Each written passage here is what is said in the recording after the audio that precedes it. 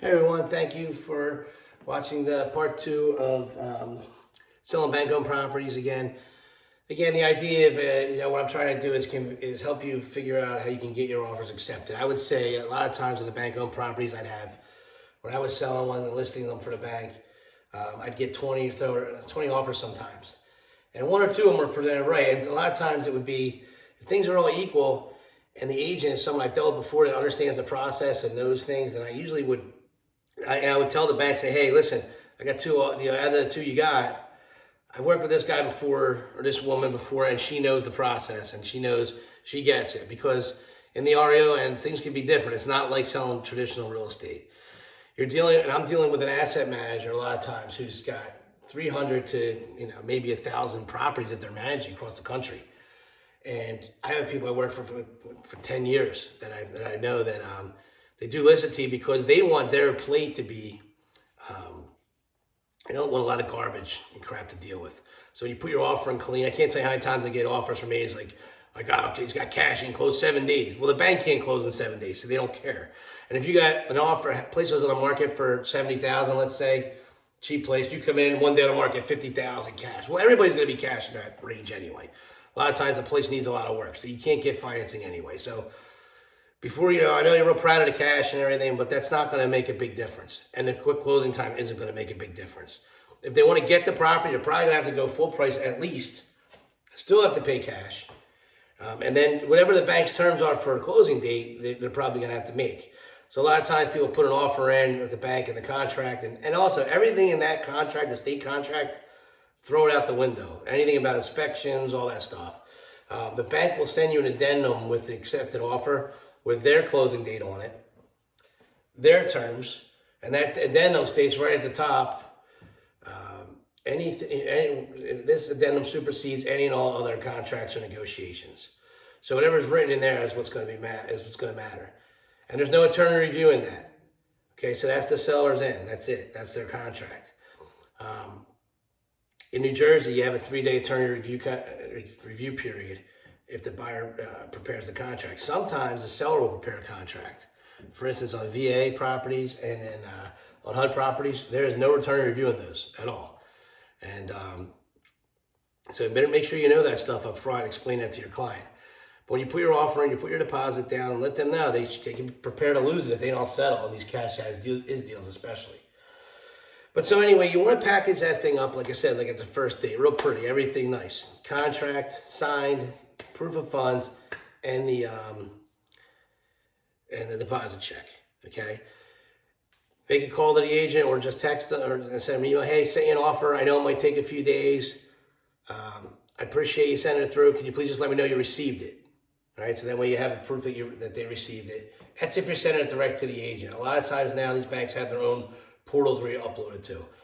Sometimes it can be a pain in the neck. Agents don't want to put that info in there. They don't want to go to the website. But if your guy wants the property and if you get a good chance of getting it back and then reselling it later, it's worth it. It's worth the little bit of extra effort. And now you know your offer was presented because those go right to the bank.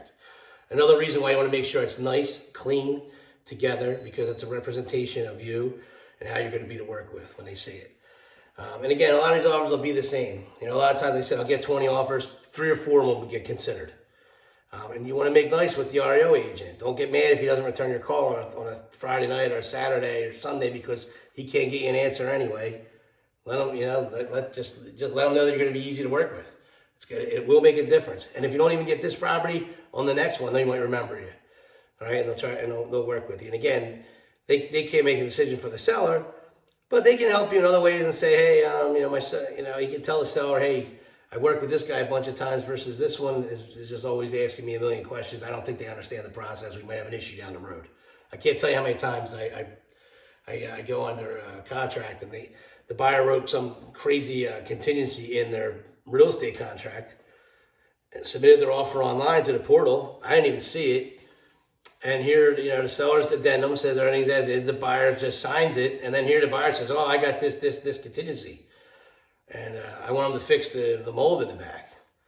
And it's like, well, that contract's null and void. It's the first sentence of the addendum. So you got to be aware of that and know that up front. That's the main thing, is make sure that these things go through smooth accurate. If the house is financeable, okay, so the bank will make a determination if the house is financeable, either FHA or conventional. They won't turn utilities on typically if they're not on already. Sometimes they're on. Sometimes they need a year to be turned on because they need an electric inspection to get the electric on. The bank won't do this. A lot of times they won't take the time to do that. It's as is, where is, how is, that's it. It doesn't matter. If you get a lender that requires some things to be done, you got to make sure your loan matches the work, the condition of the house. So if you have a conventional financing buyer, make sure with that bank that the conventional financing is okay with it being as is, with maybe the electric's not on, the property's winterized. If the bank will de-winterize the property, you'll know that up front. But I can tell you, but just by using common sense, if you walk in there, it's winterized, the electric's not on, you check the breakers, the electric's off, they're not going to de-winterize that property most likely because the electric's off. And it's probably a situation where a cut card is needed from an electrician to turn it on because it's been off for more than a year or whatever. So go in assuming all the utilities will be off, and that's that. They won't turn them on for inspections or anything else, whether you got cash or whatever your reason for complaining about is. Again, doing all that stuff just annoys the parties involved. You got to go into your own due diligence, look around, know up front. That said, so between conventional financing and cash, you have two offers, and the cash is, let's say it's a $100,000 listing. You got a $90,000 cash offer and a $100,000 conventional financing offer. And the bank thinks after their due diligence, it can go conventional. They'll take the conventional deal, even though the cash might be better. They'll take the highest net to them, and the most likely, the highest net, the shortest amount of time, the most likely it's going to close. That's the perfect marriage for them.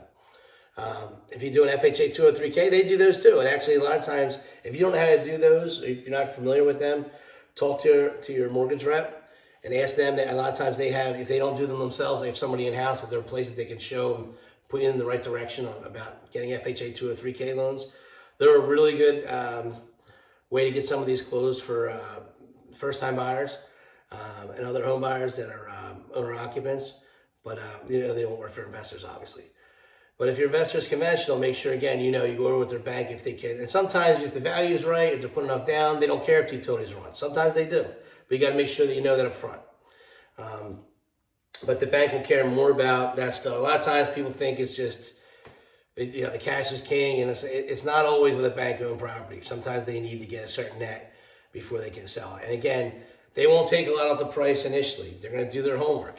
If they put up for 100 today, they're not going to take 90 tomorrow. They're going to want 100. Doesn't sell in a week or two, they might lower it to 95. Doesn't sell a week or two after that, they'll lower it to 90. A week or two after that, maybe 85. They don't take a big chunk off the price, especially not quickly. They will step it down gradually over time. Expect to settle 30 to 60 days. Even if your guy's ready in a week, sometimes the bank can get ready quick, but they usually have a pipeline and they use one closing attorney usually on their end. And if that guy's busy, it's just going to go in their order that they can close it. And again, make friends with them, make nice with them. Initially, a lot of the things from traditional real estate are different than REO. You might get frustrated because they're just very email 1-2 word things and send it back to you. And don't fight with them. Don't get angry with them. Don't get upset just because it's different. Learn from it. Again, if you don't know, ask somebody. A lot of times you can ask your realtor network on Facebook or wherever, or your broker in your office, or somebody else in your office that sells REO properties. But get some knowledge first before you start to give the listing agent a difficult time. Because again, that's just going to hurt your chances down the road and hurt your chances of building a good relationship with an agent if you want to do these kind of properties. A lot of times that's all they do. They have a lot of inventory sometimes, and they can really be an asset to your business if you want to sell these to investors. All right, thanks a lot for paying attention. And if you have any questions or comments, just comment down below. I'll try to get back to answer everyone. Thank you very much, and there's more to follow on this.